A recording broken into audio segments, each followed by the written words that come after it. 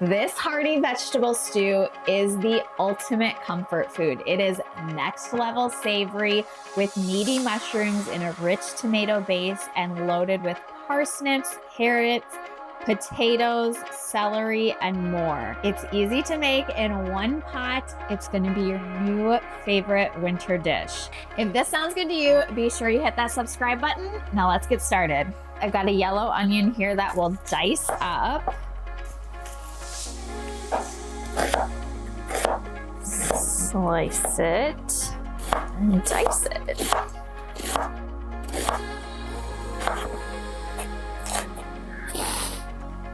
2 carrots, I've washed them well, and I'm honestly not even gonna worry about peeling them. So I just slice them up. Now for our parsnip. Oftentimes in the grocery store, they're coated with a thin wax so that they stay fresher longer. So I do recommend peeling a parsnip.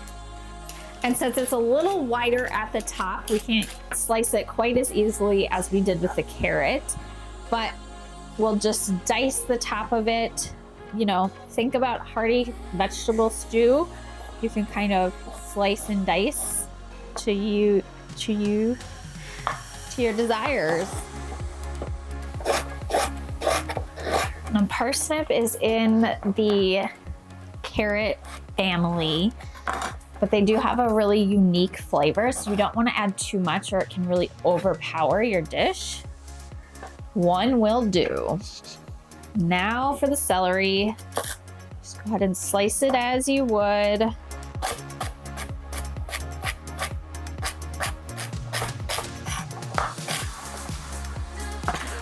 Now for our mushrooms, they have also been cleaned well. So I rinse them underwater and then I just wipe them.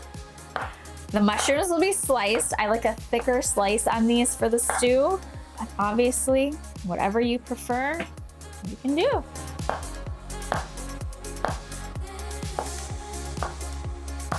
The last thing to prep is our potatoes. So I've got about a pound of Yukon Gold potatoes here that I will dice up into a small dice. I'll cut it into planks. It's stuck. Okay. Starchy, I guess. And then strips, about a 1/2 inch.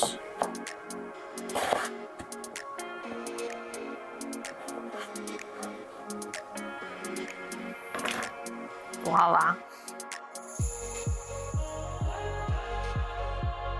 The oil's hot, so we're gonna put our first veggie mixture, onion, carrot, celery, parsnip, into saute. That sizzles just what we want, and a generous pinch of salt to help them start to soften. And this will create a really flavorful base for the stew. We'll let them start to soften down for about 4 to 5 minutes.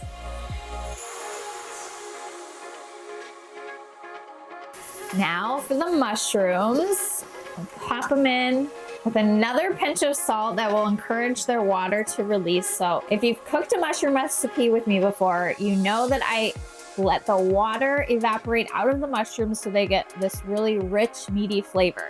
So I'm gonna stir them with the other ingredients and then spread them in an even layer, let that water evaporate out, and only stir once or twice as they cook down.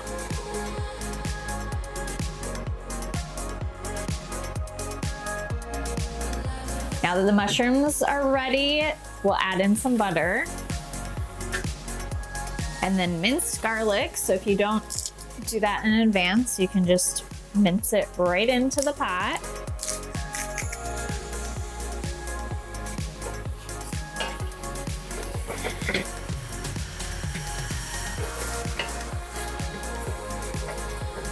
And at this point, we're also gonna add the potatoes. And then our fresh and dried herbs go in. A pinch of red pepper flakes and some white pepper. That just adds a really nice depth of flavor. Stir that, let it cook for a minute. I'm gonna add one more pinch of salt. The potatoes absorb a lot. Our thickener for the stew is a little flour, so we'll cook that down for a minute.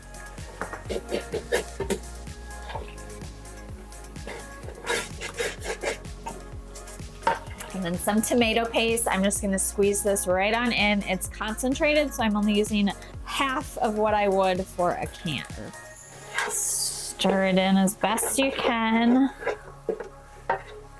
Let it cook for just a minute. All right, 2 options for deglazing the pan. I'm gonna use some apple cider vinegar today. If you have red wine, this dish goes great with it. You can use some wine to deglaze it, but I'm gonna go with this today. Scrape up any brown bits on the bottom as you do. And then we'll add in some Worcestershire sauce. Make sure you're using a vegetarian version. Adds a really great umami-ness to it. And then some vegetable bouillon as well.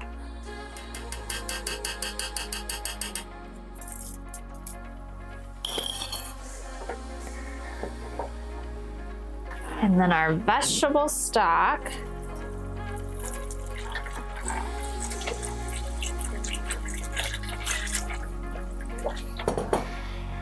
And 2 bay leaves. Stir it really well so all those layers of flavor that we added get combined. Let it come to a simmer, then cover it for the first half of the cook time, and then we'll take the lid off and let it simmer down until it's nice and thick and the potatoes are tender. It's looking good. It's smelling even better. It's nice and thick. The final touch, well, touches, we'll take out these bay leaves. Okay. And then we'll add in a cup of frozen peas, and then some fresh parsley really just brightens it up.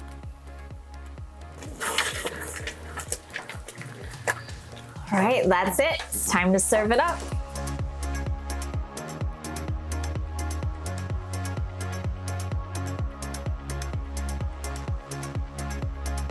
All right, let's give it a try. Gotta get a little bit of everything here. Okay. That base, the tomato brothy base, is so thick and full of flavor from all of those layers we added. I got a bite of that meaty mushroom. You're not gonna miss the meat, even if you're a meat eater. And you got to serve it with some bread for dipping. It's the ultimate comfort meal. Leave me a comment, let me know when you try it, and I will see you back here next week for another meatless meal that everyone will love. Until then, happy eating. Oh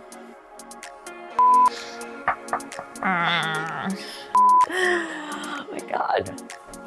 I'm not an actress for a reason. I got a red pepper flake.